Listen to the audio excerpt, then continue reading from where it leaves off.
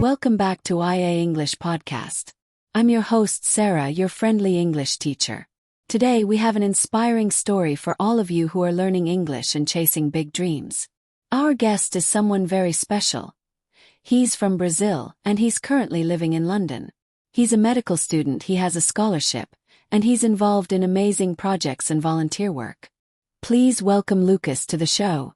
Hi Lucas. Hi Sara. Thank you so much for having me here. I'm really excited to share my story with you and everyone listening. It's been a long journey, but I hope it inspires others who are learning English or dreaming of studying abroad. Let's start from the beginning. Can you tell us why you decided to move to London? What inspired you to study medicine, and how did you get your scholarship? Yes, of course. I come from a small town near Sao Paulo, Brazil. Since I was a child, I was always fascinated by biology and how the human body works. But the real moment that changed everything for me was when my youngest sister got very sick when I was 14. She had a rare condition, and we had to go to many hospitals. That experience made me realize I wanted to become a doctor, not just to help her, but to help others too. I started studying hard, learned English by watching medical documentaries and YouTube videos. And eventually I found a scholarship program that supports students from Latin America to study in the UK. After many exams and interviews, I got accepted into a top university in London. It was a dream come true. That's so powerful, Lucas. Thank you for sharing that. And now that you're in London, what is your life like as a medical student? Can you walk us through a typical day? Sure, my days are very full, but I love it. I usually wake up at 6:30 a.m. I live in a shared apartment with two other students. One is from India and the other from Nigeria. We have breakfast together and then take the train to the university. My mornings are usually filled with lectures or lab sessions. I especially enjoy the anatomy labs. We sometimes get to observe real surgeries or study with cadavers, which is intense but fascinating. After classes, I often go to the hospital for clinical practice. We work with real patients under supervision. It's a great way to apply what we learn in class. Then, in the evenings, I volunteer at a local community center that helps refugees with health checkups and English language support. It's a beautiful way to connect with people and also practice my communication skills. By 9 or 10 p.m., I'm back home, doing homework or preparing for presentations. Then I sleep around midnight. Oh, that's really inspiring, Luca.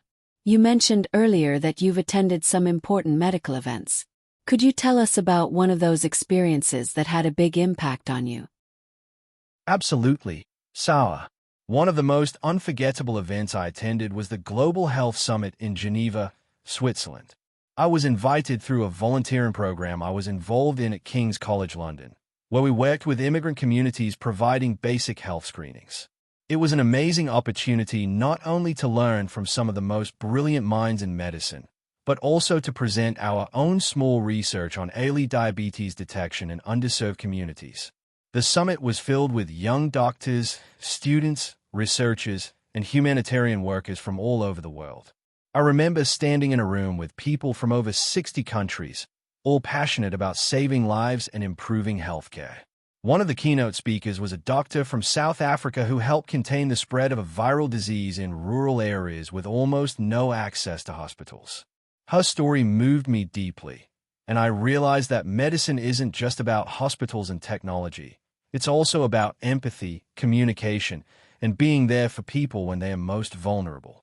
At the summit, I also joined a panel where we discussed the role of AI in global healthcare. I was amazed to see how artificial intelligence is being used to diagnose diseases faster, help doctors make better decisions, and even assist in areas with no specialists.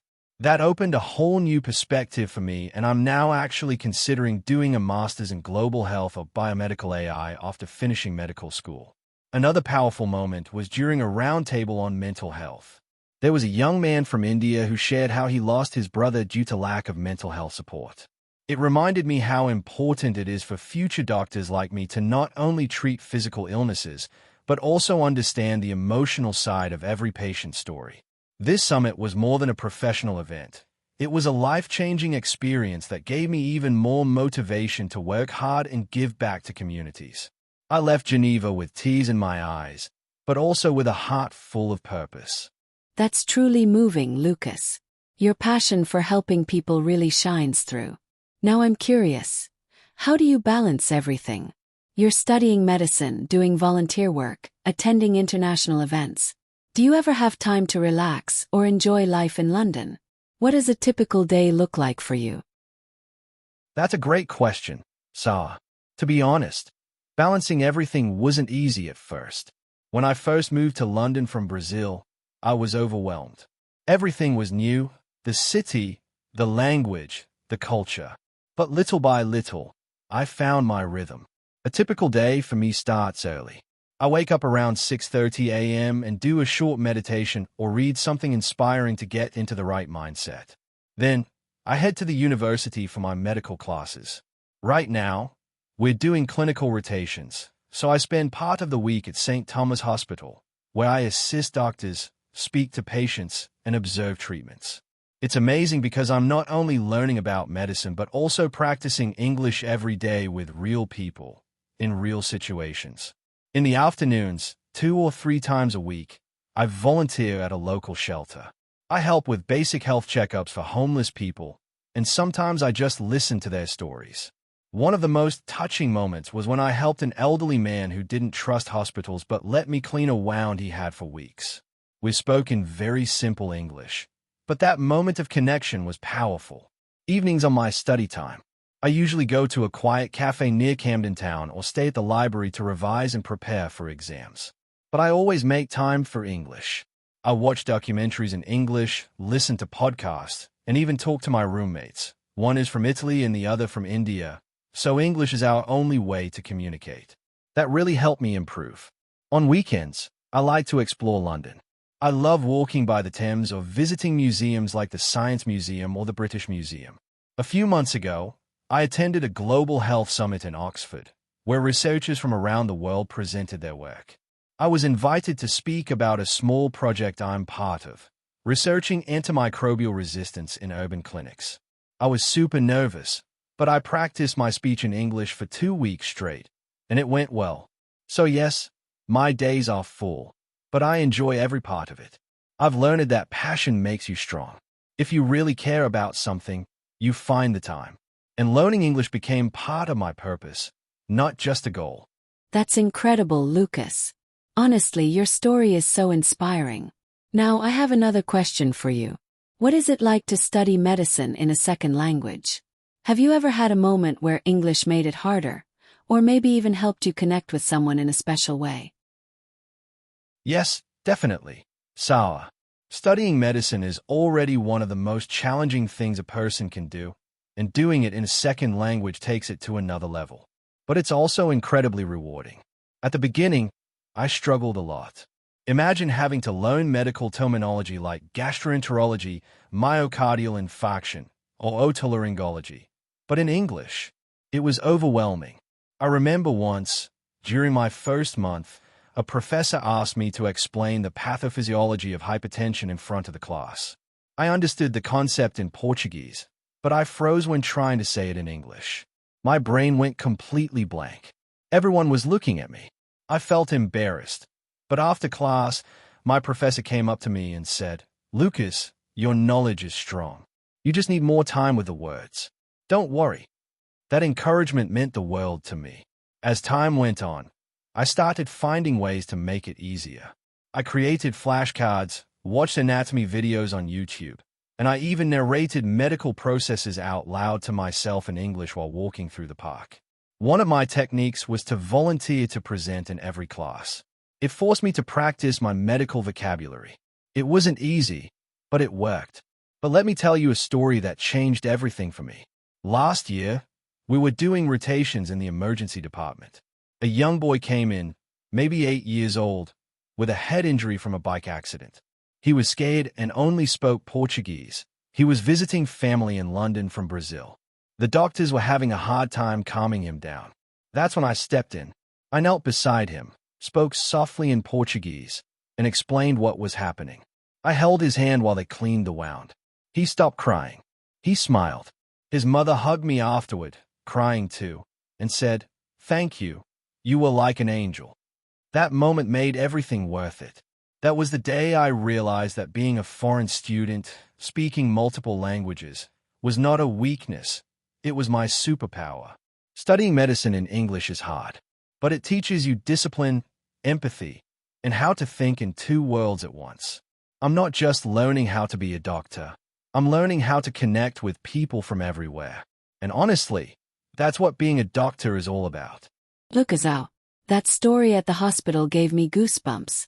I think many people underestimate how powerful language can be. Not just to communicate, but to heal, to connect, to bring comfort. You proved that in such a beautiful way. Now, I want to take the conversation in a slightly different direction, a bit more personal. Because I've seen this with many of my students. You've been living in London for a few years now. You've grown, learned, helped people, gone to events, volunteered, and you're almost finishing your medical studies. That's amazing. But, do you ever miss Brazil? Do you miss your home, your culture, the food, your family? I remember when I moved to the US for the first time to teach English. I was only 24, and I missed so many little things. The coffee from my favorite cafe back home, my grandma's Sunday lunch, the sound of the birds in my old neighborhood. I even missed the chaos of traffic. So I wonder, what about you, Lucas? How do you handle that distance from home? Yes, Sara. I miss Brazil every single day. Sometimes more, sometimes less. But it's always there in the background, like a quiet song playing in another room. I miss my mom's cooking, her feijoada, her pão de queijo, the smell of garlic and onions in the morning when she made breakfast. I miss the colors of Rio, the warm sun, the noise of people laughing in the street, even the way strangers talk to each other like old friends.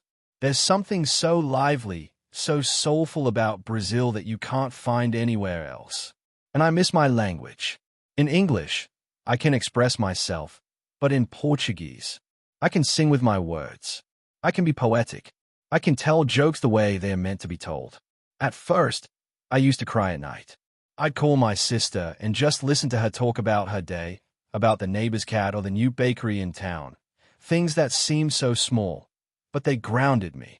What helped me most was building small pieces of Brazil into my life here. I joined a Brazilian student group at the university. We celebrate holidays together, like Festa Junina and Carnaval, and we cook together. One of my best friends here is also Brazilian, and we made a rule. Once a week, we speak only Portuguese and cook a traditional meal. But over time, I've realized something beautiful. I didn't leave Brazil behind. I carry it with me. In the way I care for patients, in the rhythm of my speech, in the way I laugh. I'm building a life between two cultures now. And even though it's not always easy, it's making me into a better doctor and, I think, a more empathetic person. Lucas, thank you for sharing that. Honestly, I think what you just said will resonate with so many of our listeners. The way you describe carrying Brazil with you. I love that. I think all of us who live abroad or have lived abroad understand that feeling of having two hearts in different places. But now I want to talk about something that excites me and probably excites you too. You've done so much already. You're studying medicine in London, volunteering, going to events, helping people. But I'm really curious. What's next? What do you see for yourself in the future? What are your dreams? Do you see yourself staying in the UK? Or going back to Brazil? Do you dream of working in a big hospital? Starting your own project? Maybe even changing the world? And I'll be honest, when I was your age, I had so many dreams. I wanted to teach in different countries, open an English school for kids in small communities, and write a book about learning through storytelling. Some of those dreams came true and others changed over time. And that's okay too. So tell me, what's in your heart? Where do you see yourself in 5 or 10 years? Wow, that's a powerful question, Sara. Sometimes we get so caught up in our routines, studying, exams, hospital shifts, volunteering, that we don't stop to dream. So thank you for this. In 5 or 10 years, I see myself doing a few things. First, I want to finish my specialization in infectious diseases. That has become a real passion of mine, especially after going to several conferences where we discuss diseases like malaria, tuberculosis, and even new viruses that are still being studied. One of my biggest dreams is to work with an international medical organization, like Doctors Without Borders. I want to go to places where people don't have access to basic healthcare and bring not just medicine, but hope. I believe that being a doctor is not just about treating the body, but also the soul. Another dream I have is to return to Brazil one day and open a mobile clinic that goes to remote areas, like in the Amazon or small communities in the Northeast. Many people there don't have regular access to doctors. I want to create a project that combines health and education, maybe even teaching people about hygiene, nutrition, and disease prevention in their own language and culture. And one more dream, more personal. I want to write a book. Not a scientific book, but a book that tells the human side of medicine. The stories I've lived, the patients who changed me, the moments that made me cry or made me laugh when I needed it most. Maybe even share my experience as a Brazilian student abroad to inspire others who think their dreams are too big. And yes, I'd love to continue traveling.